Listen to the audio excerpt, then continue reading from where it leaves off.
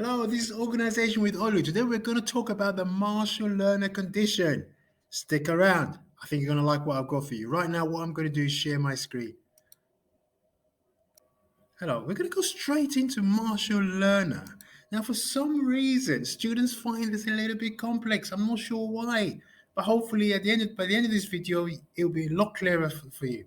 So we're going to start off straight away though with a task. Okay, I want you to. It's a retrieval exercise because we've talked about depreciation, we've talked about the J curve effect, and we've talked about elasticity. Now I want you to bring it all together. See if you can bring it all together. All the information that you've learned.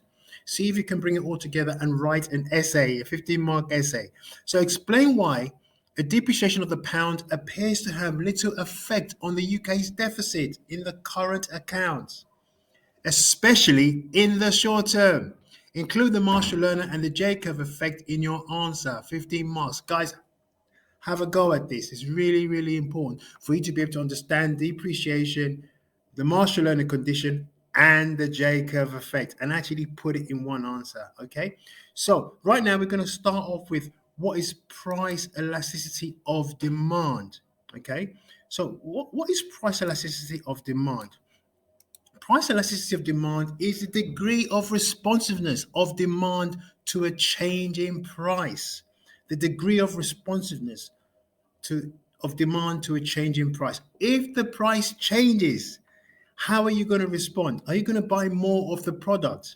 Are you going to buy less of the product? Or are you going to buy the same amount as you normally would have bought? Okay, so that's the way you respond is your responsiveness. So we're going to look at the degree of responsiveness. Okay, and what I'll do, I'll give you an example. Hopefully, with this example, it will be quite clear. Okay, so I just want to assume that you are in you're self-employed.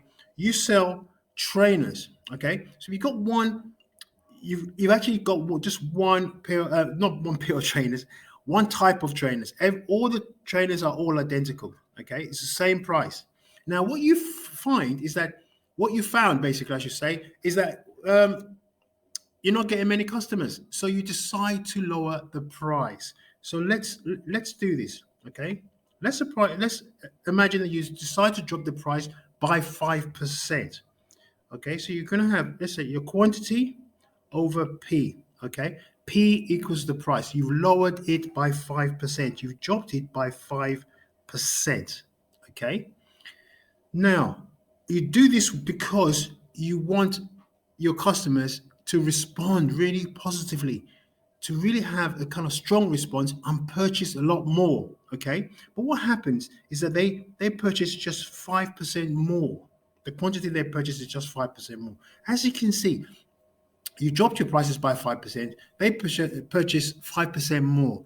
You haven't made any profit. And actually, in actual fact, we call this unitary elasticity. In other words, it's if the price goes down or goes up, and it equals to the quantity demanded. Okay, it's equal to the quantity demanded, so it doesn't make any difference whatsoever. So that's what you call unitary elasticity. It comes to one. Okay, now I want you to imagine this situation. You've still got the same situation here, but you have a different result. This time what happens is that you lower your price by 5%, and what actually happens is that you have an increase of 8%. 8%.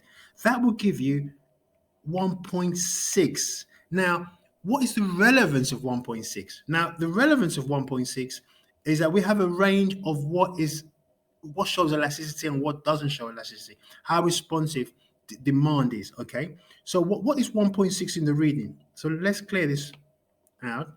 Now, in terms of determining elasticity, 0 to 1 is inelastic. Obviously, it's different degrees of inelasticity. The closer you are to 0, the more inelastic you are.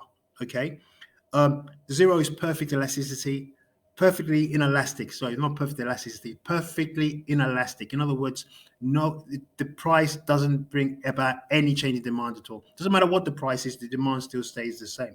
So you have from 0 to 1. Remember, 1 represents unitary elasticity. Okay, so from 0, you have different degrees of elasticity. Okay, now this is really, really important in terms of the global market. What we're trying to do, if you think about depreciation, you're trying to, when you have depreciation, what you want is your exports are going to become more attractive.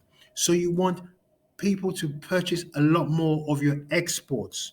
So the Marshall Lerner condition says, which I'm going to write for you here, is the price elasticity of demand of exports, so PED of exports plus PED of imports should be greater than 1. In other words, it should be elastic. Basically, what that means is that if there's depreciation and your exports are cheaper, people from other countries should look at that and think, wow, UK is really, really cheap. We're going to buy a lot of exports. And you want them to be very responsive in a positive way and purchase a lot of your exports. And if they purchase a lot of your exports, that more and more money is coming in. Okay. Now, as your exports are become cheaper, imports will be more expensive. Again, you want them to have an elastic response to very expensive imports. Imports are now more expensive. You want people to say, oh, you know what, I'm not going to buy any more imports, or I'm going to reduce the amount of imports I'm going to buy, or I'm going to buy UK products instead. So if people respond, if they're responsive to an increase in imports, they would reduce the demand. And therefore, you're going to have less money going out for imports. So more money is coming in because people are very responsive to your exports. Less money is going out because people are, again, responsive to high prices of your imports. So that's what the Marshall Lerner condition says. If the price elasticity of demand of exports plus price elasticity of demand of imports has to be greater than 1, and therefore the Marshall Lerner condition will be met. That's the first stage of potentially your current account improving. Obviously, then we have the J curve effect, but we're just concentrating on the Marshall Lerner condition. So they have to be elastic. In other words, people have to be responsive to a drop in the price of exports or an increase in the price of imports. Okay, just try and imagine yourself. How would you respond to when things you like buying has fallen? The price is reduced. Are you going to buy more? Are you going to respond in a very positive way? And if you respond in a positive way, you purchase more, then it's said your demand is elastic. It's elastic, very responsive to a change in price. So hopefully, guys, you understand this. It's just applied. It's the same with you, just apply it to the global context. Okay, it's what we do every single day. Now let's think of some of the things that are actually quite inelastic. For example, think of oil. Oil is relatively inelastic. We talked about readings from 0 to 1 that represents inelasticity. Oil will probably be around 0.2 to 0.28, 0.2, very low level of elasticity, simply because people need to fill their cars. I know there was a time there was no petrol, and people started getting jerry cans and collecting petrol. And there was this particular lady that actually used a plastic bag. Can you imagine?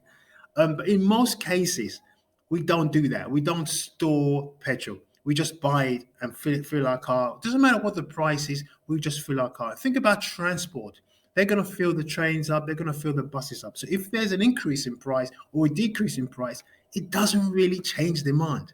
So that's why it's considered as not relatively inelastic, highly inelastic, because 0.2 is very inelastic. So what we're trying to do, guys, is create a situation where the elasticity of demand, price elasticity of demand is elastic. In other words, people are going to respond. And if people respond, they're going to buy more of our exports, and we're going to buy less expensive imports, and therefore potentially the current account will improve. So hopefully, guys, you understand this, and I'm going to do a lot more of these videos. So hopefully any question on Marshall Lerner condition, you should be able to smash it. Okay, thank you very much. Please like, share, and subscribe. I appreciate it. Thank you. Bye.